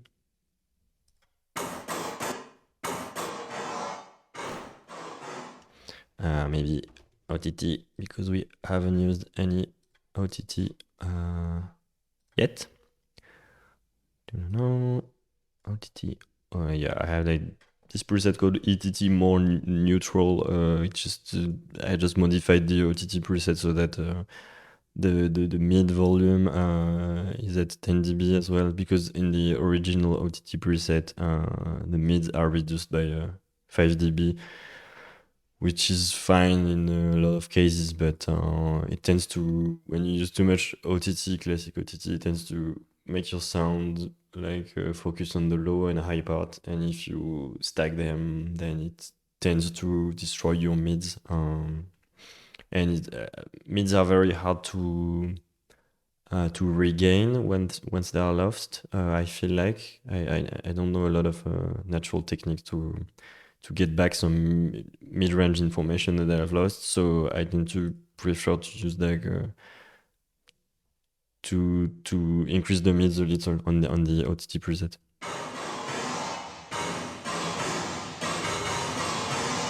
So like this is the reverbed version. Maybe I'm gonna add an auto pan, fast one. It's just to add some stereo movement. It's just movement in the stereo field. I bounced it to place.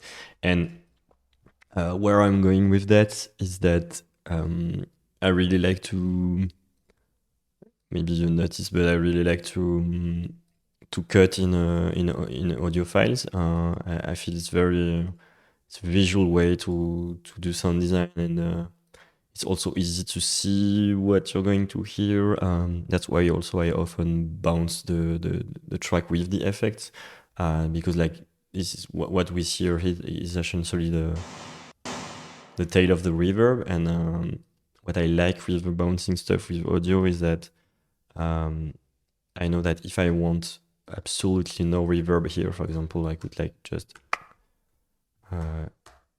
yeah, I could just cut into the audio,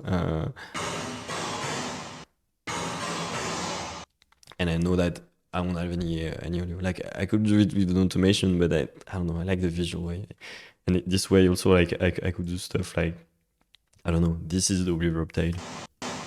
I really like reversed reverb tail, so I can like go ahead and reverse the sample, and then maybe like put it just after with like a fade-in shape, and yeah, that will give me like a rising reverb tail, like. Let's just cut the audio after, just to hear it properly. Like this is really cool to like add some life into your loops. So that's why also I bounced it to audio, because I know I can now. I don't even have to hear it. I had to listen to it. I can just like add those little shapes just before my main loop hits. Maybe we can listen here now. Like without those tails. And now it's like yeah, it's adds life, I would say. Maybe I can, yeah, I'll keep that aside. Maybe we can do something about that.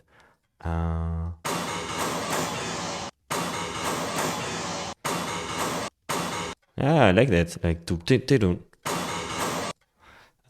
so I'm gonna keep only that. I'm gonna keep only the high end, I think.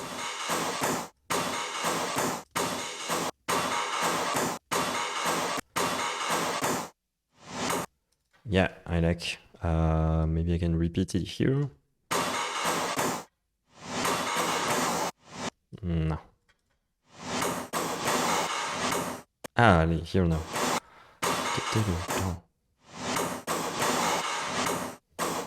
Repeat it up like that. I'm not a fan of this beginning. Yeah.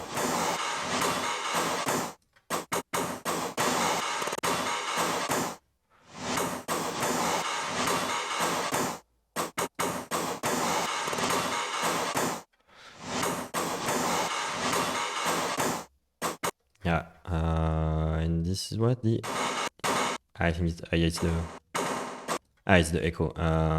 So I could have it just play at the end.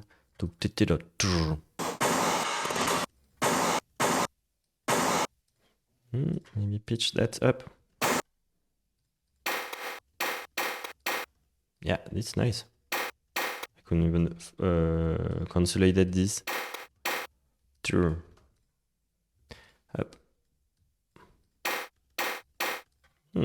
Yes, that's nice. That could even be like every other two steps. Like just to like I don't know, give an emphasis on the rhythm.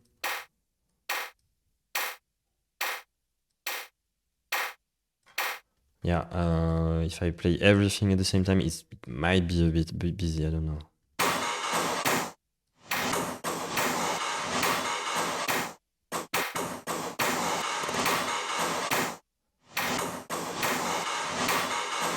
Yeah, too much reverse reverb, I think.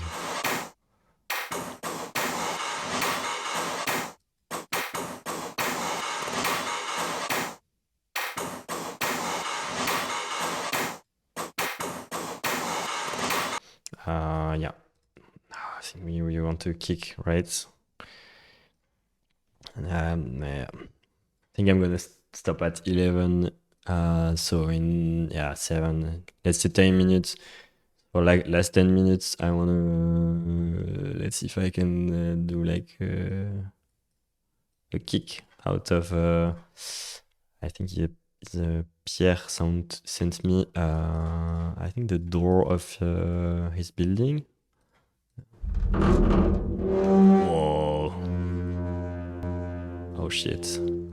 I'm gonna have to do another stream because I have so many nice sounds that I haven't used. Wow, that's so nice. Wow. I'm not gonna do a kick. like this at the end of like okay, like let's use external sound. I'm just gonna use that for the sake of the example.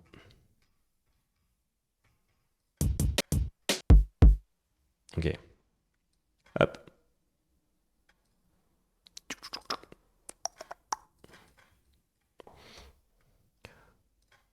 Let's say tuk tuk.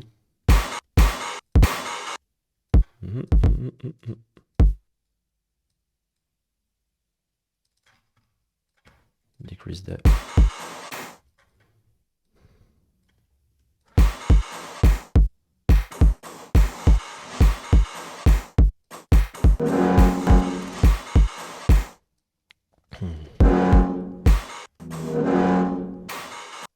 Yeah. 4 on the floor. Let's do 4 on the floor.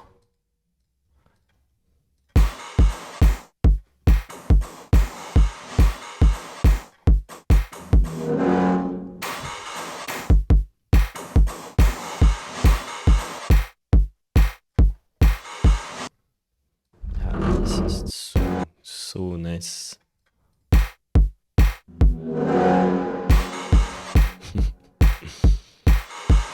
Can I tune the key?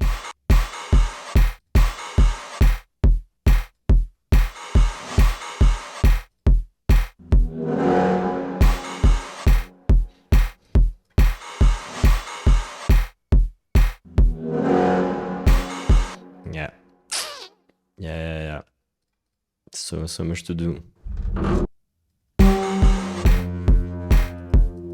Yeah, let's tune that.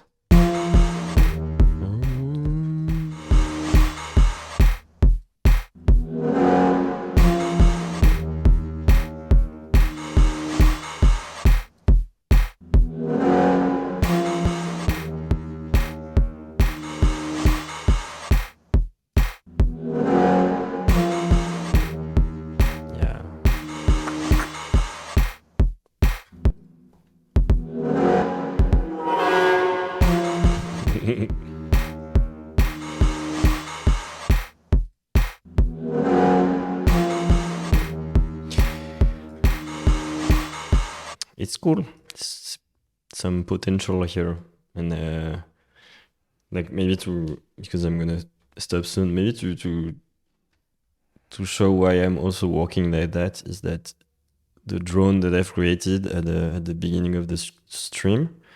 Now I have it. I can just drag it in my session.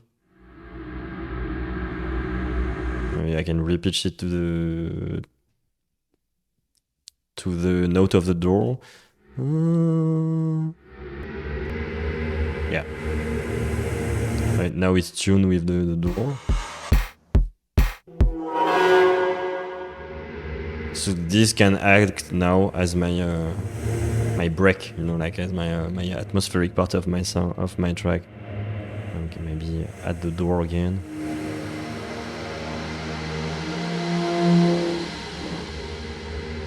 Reverb.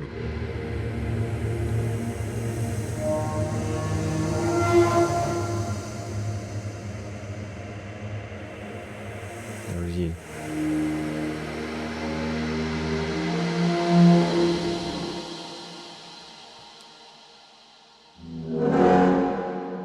And then can you just imagine that I have a super nice rhythmic session. But yeah, like that door, I want to do a stream of 2 hours of sound designing with that door because it's so nice. Wow.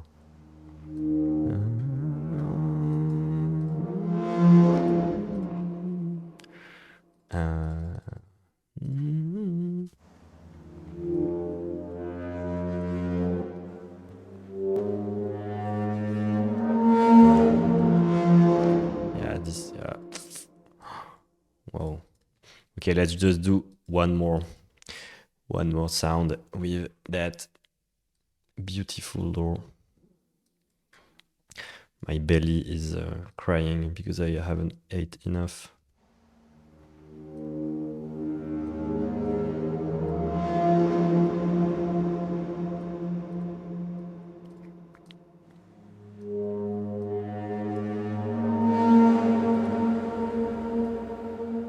I'm just putting space and then adding stuff as I go.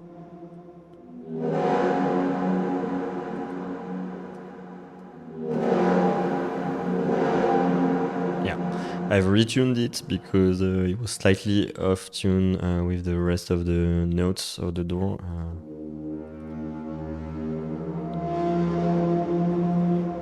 If I... Is it tuned?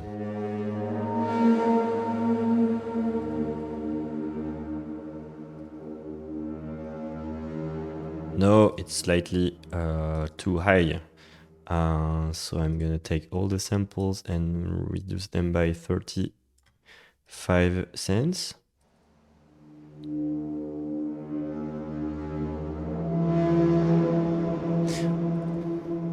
It's actually, yeah.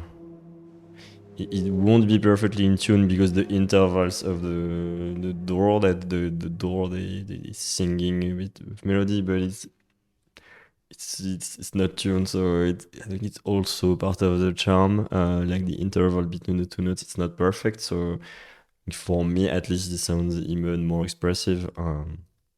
I think if you have perfect pitch, it would be like a pain to hear. But luckily, I don't have perfect pitch.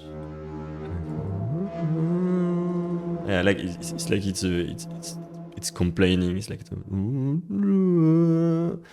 yeah.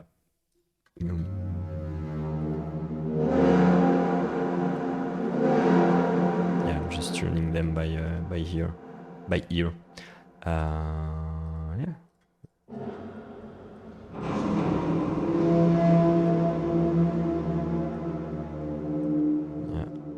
So let's resample. Let's add some movement. Actually, I haven't done that much of like a movement in the stream. What I like to do is just putting like a notch filter. Now we have the dry wet in the filter, so we can set it to not fully wet, have some LFO going, and have the LFO have a different phase from left and right. So this essentially gives you like movement in the stereo field.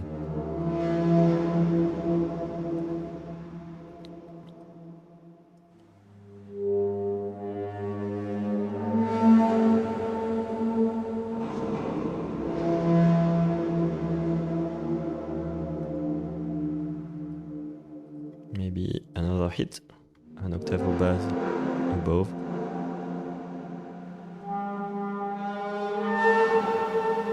Yes.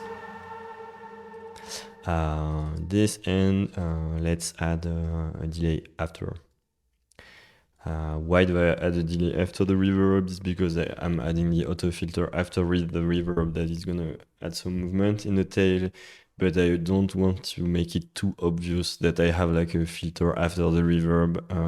So I'm adding just a tiny bit of delay so that the movement of the filter is also sent into a delay with a tail. It's pretty subtle, but stuff that I like. I like to be sure that everything is washed out, and you don't recognize too much the effects. So I don't have to use a separate track because I have the rolling sampler going.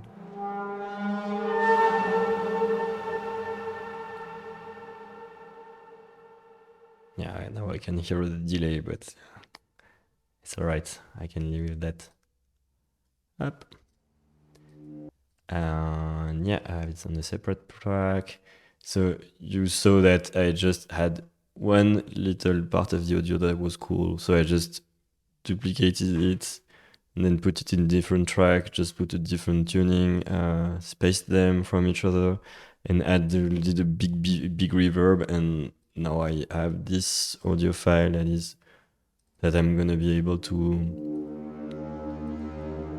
reuse, to also repitch. Like if I increase the pitch, like I'm gonna increase the pitch of everything, including the reverb tail, including the melody. So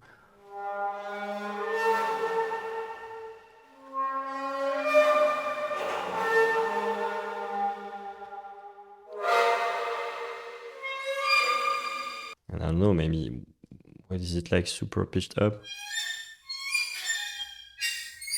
like this. This is also nice. Yeah, I'm gonna export it so that I can use it. So we call it like I don't know, melodic metal door.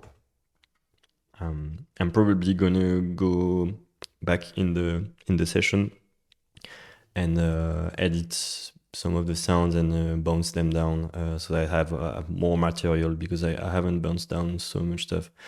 But I also have like the rolling sampler folder. So everything that I dragged tonight, it created an audio file. So you can see I have like I have 20 sounds.